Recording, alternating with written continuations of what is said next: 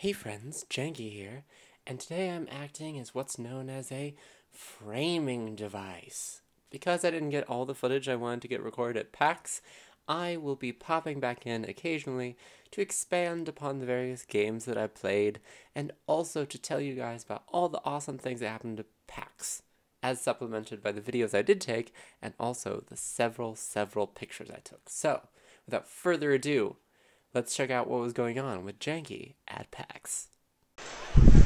Hey friends, Janky here, and welcome to PAX East, where we are just waiting in line, because there's a big old line for everything. But it's moving now. Over there. Beyond what you can see. I would have done a big fanfare for hanging with Janky at PAX, but the and I was in a hurry to get down here, so... Next section, I am going to put on some Hall of the Mountain King and show me running through this hall to get to the first appointment. But that's okay, because I called Runic Gaming, and they were cool with it, so... Good stuff. PAX. Yeah, so that's actually a funny story. Apparently, I didn't know this going in, but I thought that the media would probably get in, like, a different entrance from the other people lining up to get into the expo hall, because we had like appointments scheduled for 10 o'clock, which is when the hall opens. So I thought that the media got in, not necessarily early, but like in a different entrance so we could get straight to our appointments. Not the case. We come in with everybody else. So both days I had 10 o'clock appointments and I didn't get in until like 10:15, 10:20 because I just had to stay in line with everybody else. So I was like rushing to Hob, which was my first appointment. And whenever I got there, I'm just like, oh my god, I'm so sorry I'm running late. I just didn't realize that I couldn't get into the expo hall early. And there's, I get it. We get it. We know that that's the thing, and we understand. Yeah, but no, I like tweeted at them. I'm just like, I'm coming. And they're like, no worries. It's cool. It's chill. I'm so glad that they were chill about it. It was so awesome. Speaking of Hob, that's the next clip. I'm just terrible at steering. Hey friends, Janky here, and I'm here at PAX with Hob and Runic Games. This is our lovely presenter for Hob. Go ahead. Hi, I'm Wonder Russell from Runic Games. Aw, isn't that nice? Well, we're about to play some Hob, and I'm going to tell you guys about it after I get done playing it, and also write an article, because that's what I'm here for, so. I will see you guys on the far side of this thing. Yeah, so the person that I was talking to there in the clip, that is Wonder Russell. She is one of the PR and also game devs for Hob, which is an awesome game. I have so much swag from there. I have this papercraft sprite that I'm working on right now, and then I also have a coloring book, which will be part of the subscriber giveaway, and I got this for myself because it's super cool and awesome. It's like a Hob concept art thing. It is just beautiful. It's such an awesome game too, so let me tell you guys about it. So Hob is sort of an open world action adventure type of game. That's what I want to call it. But what's really cool is that there's this sort of balance between what's organic and what's inorganic. But it's not like, say, Horizon Zero Dawn, where everything's like super robot advanced mechanical. It's sort of like gears, like the gears of the world, and all these sort of like almost steampunky elements, and then you have all this organic life that's growing everywhere.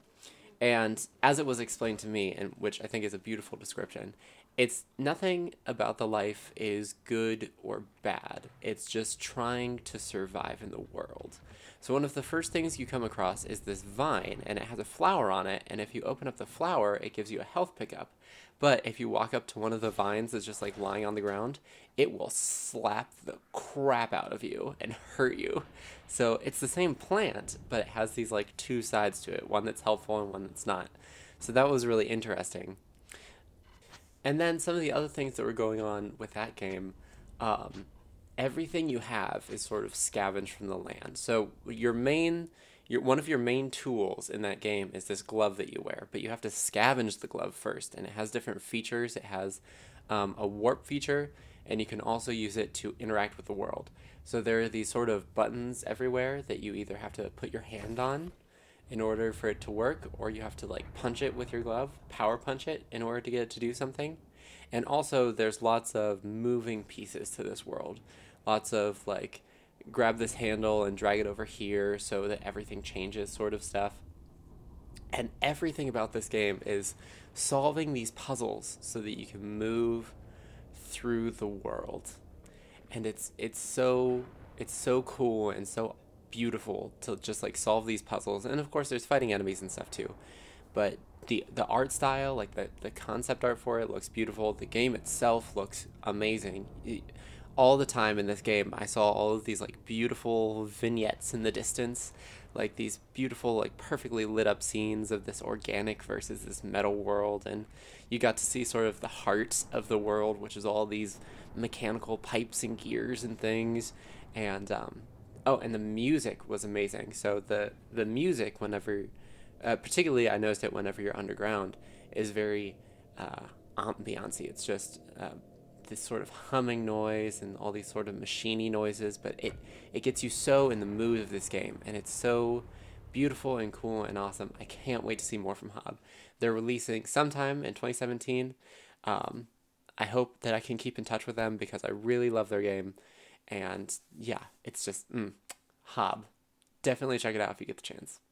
So the next game I checked out that day was actually called Eternal. It was a digital card game. It was by Direwolf Studios, who happened to have a booth right next to Runic Games, where I played Hob.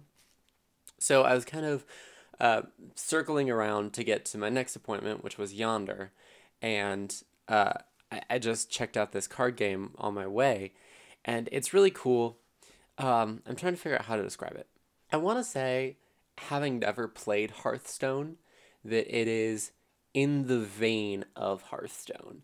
To be honest, I really don't know what the rules of Hearthstone is. I know it's a free game and I should try it just to figure it out, but it is what it is. Anyway, I can give you the basic rundown of the game. So what's going on in this game is that you have 3 types of cards as far as I can make out. You had power cards, hero, creature cards, and sort of buff cards that you could use on your heroes and creatures. And the power cards were what you use to summon your creatures. So you could play 1 power card per turn. Each card that you played increased your power level, and it was a rolling thing. So every turn you played a power card, you started out with like 1 power, and then you got 2 power and 3 power and so on for however many cards you played. And then each power card also had a specific sigil on it, and you needed those specific sigils to summon certain heroes. So there was blue Justice, there was a red one that I think was like Primal, there was a yellow one with an hourglass that was like Time, there was a green one, I don't really remember what was on that one, but you had to have these different cards in order to summon certain monsters. So then you summoned your heroes, your monsters, which required a certain power level and also certain types of power cards. So the best one that I had in my hand had like 7 attack and 7 defense, and you needed 3 of the blue Justice power cards and 3 of the green whatever it was. But you also needed 7 power to summon her. So you needed to play an extra power card so that you could get yourself up to 7 so you could summon her. So that was really cool. And then each hero and creature has a special power effect that they can do by themselves. And then the other thing was the buff cards. So you could play the buff cards to your heroes to sort of buff their abilities. So I had a spear kind of card. I played it to my best card, and it ended up increasing her attack and defense to 9 and 9, which was super awesome. And then the ultimate goal of the game is to take away all the points of your opponent. So you start with 25 points, and if they have no monsters to defend them, you can attack them directly. Or if you have certain kinds of monsters, like say you have a flying monster in play, but the other side doesn't have a flying monster in play, only a flying monster can stop another flying monster, so you can swoop in and attack the player directly. And basically the point is to get the other player to 0. So it was just a really fun, cool game. It was called Eternal. I have a thing for it around here somewhere. And of course I'll put up a picture for it. But that's by Direwolf Studios. It was a fun little thing. It was for like iOS tablet, so it's totally a fun like travel game to play. Super sweet. You should definitely check it out if you get the chance. So then the next game I checked out was Yonder, which is just again, another super sweet game. Having never played Stardew Valley, I'm going to say this type of thing a lot this time, but having never played Stardew Valley, I got a super Stardew Valley vibe from it. So basically, the premise of the game is that you shipwreck on this island, and the villagers take you in. They're super nice and sweet, but their island is kind of slowly being taken over by this purplish gray cloudy stuff called murk. And the only way to get rid of murk is to find the sprites, like the spirits of the island, and they can help you clear it away. So you start with one spirit that kind of like guides you to the village and helps you out, and then you meet these other spirits, like you find them around the world. And so most of what you do in that game is either collection quests to help the islanders sort of rebuild different parts of the island. So one of the first ones I did was I did one where I had to help rebuild the docks by collecting 8 boulders and giving them back to the builder. And then after we rebuilt the docks, you could start trading there at the docks. So that was cool. And then crafting is also very big. So after you collect all this stuff, you can use it to craft different materials that you need throughout the world. So that's really interesting. Then there are also just some random quests that are sort of like hidden in the world that you can find. One of them was find the 9 cats hidden around the island, and they're just like these tiny little roly-poly cats that are just sort of like sunning themselves on rocks or like frolicking through fields, and you just pick them up as you go. It's cute. And then the animals are just super adorable. There is one animal. Let me find it because I just have to show it to you. Okay, I cannot for the life of me remember what the name of this animal is. I know it starts with a G, but it's adorable. It's like a cross between like a yak and a moose, and it's so cute. And if you feed it food, it will follow you around with little hearts around its face. If you run, it will just like glump after you, and it's adorable. And all of the animals in the game are like that. They're just like sweet, sweet little babs that you just want to hug and hold, and they're so cute. And it's just wonderful. I love this game. If I get the chance, I would love to feature it sometime on the channel and Janky's lab. I may have a demo code for it, but I don't know if I do or not. So we'll see. But if I do, even if I don't, I can tell you this. The launch will be July 18th for this game. So it's by Prideful Sloth. It is delightful. Definitely check it out if you get the chance. And then I did wander around for a while. I saw the Dead by Daylight booth, which is where I took those pictures of me with the nurse and the wraith. They were so cool. They were such good cosplay. Of course, I think that they were just, part of the team, but it was so funny to like take a picture with them because it was just so cool to see all the little details, Like if you actually got up close to the wraith, you could see like all the little like mud scrapes and everything on the costume. It was just so cool and beautiful. And then walking down that aisle, I saw a ton of other stuff. I saw Devolver Digital stuff. They had Absolver and Ape Out. Oh, I wish I could play Ape Out. That game looks so cool, so awesome.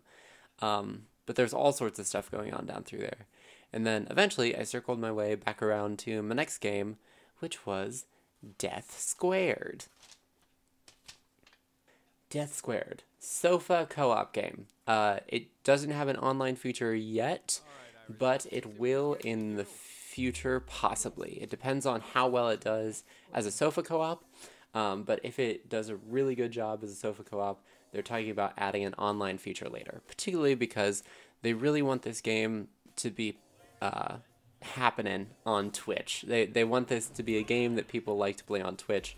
They actually even left space on the screen for you to green screen yourself into the game. It was really interesting. The story behind it, let me tell you the story behind it. So basically, the story behind Death Squared was that the developer wanted to create a game that he could play with his non-gamer wife. So he kind of created this co-op puzzle game that had really simple mechanics, but was still, challenging, and it didn't have a lot of UI going on. So it wasn't like a ton of stuff crowding your field of vision. It was just focusing on the puzzles. The only thing that really happens is whenever you die, there's a death counter, but it'll only come up for like a little bit and then it will fade back away. So you're just focusing on doing the puzzles. And you can do either co-op with 2 people, or you can do multiplayer with up to 4 players, and it's just you control these little blocks and you have to move through these puzzles, and there's different elements. There's like buttons you have to press, but they're specific to your color, or there are lasers that they won't hurt you if they're the same color as you, but they'll hurt you if you're a different color, or blocks that if you're the same color, you pass through them, but if you're not the same color, you can stand on them. Just all sorts of different elements that make this game really cool and fun. It actually released today, the day I'm filming this, March 14th, over on Steam. It comes with 120 levels, if I recall correctly. I'm pretty sure I wrote that down correctly. Right off the bat, with your $20 purchase. And then if you beat those levels, it will actually give you an additional 40 that are super difficulty. So it's all very cool, very awesome. It was very fun to play and wildly entertaining. Like, if you could get even one friend, but if you could get 3 friends to play this with you, it would just be wildly entertaining as a game. So beautiful, awesome. Definitely check out Death Squared if you get the chance. And goodness, I want to play that game. But I gotta get my friends over so we can play it together. Oh, that'd be such a good shared shenanigans. And for the sake of brevity, and because I have so much more to talk about when it comes to PAX and everything that happened there and stuff going on there, I am going to leave it here for now for the first episode of Janky at PAX, and then we will return to this later with more about the games that I played and more about the stuff that I did and what happened. It's all very awesome and exciting, and I'm happy to share it all with you, and I hope that you guys enjoy my stories and as I regale you with my tales of the marvelous world of PAX. I hope that you guys enjoy. And if you do, you can totally leave a like down below or comments, positive or negative. If you were at PAX or you have some experience with these games or you have any questions or anything like that, just leave those below. Feel free to, I would love to answer those or like talk to you about them or anything like that. Like, any chance I get to talk about this, I would absolutely love to do it. So definitely leave all that down below. But more than anything, I hope you have a lovely day, evening, or whenever you happen to be watching. Thank you so much for watching, and until the next time, this is Janky Shenanigans, signing out. Hey friends, hope you liked the video. If you did, you can find more of my content in the links off to the left here. And if you really like my content, you can become part of the year of 1,000 subs here on the channel and use that button down below to subscribe. But more than that, I hope you have a lovely day, and I hope to see you in the next video.